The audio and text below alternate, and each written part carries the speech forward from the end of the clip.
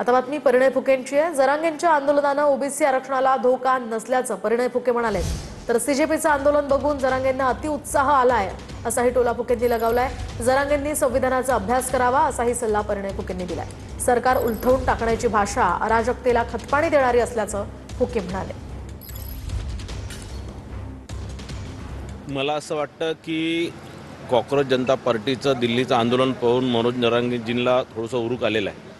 एक या प्रकारची मागणी आणि कुठेतरी सरकारला आणि राज्याला वेठीस धरण्याचा हा जो मनोज जरांगेंची भाषा आहे ही चुकीची आहे।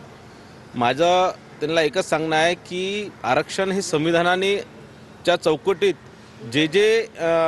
संविधानाच्या चौकटीत जे कायदे सरकारने किंवा देशाने बनवले त्याच याच्यात आरक्षण मिळतं। कुठेही असं जोर जबरदस्ती सरकार पलटून देणार, असं करून देणार आणि म्हणजे काय तुम्ही काय अराजकता पसरवणार आहे काय, तर या प्रकारची भाषा यांनी करू नये। यांचे जे काही जे कथित ॲडवायझर आहे हे मला असं वाटतं जरांगे पाटील साहेबांना चुकीचं मार्गदर्शन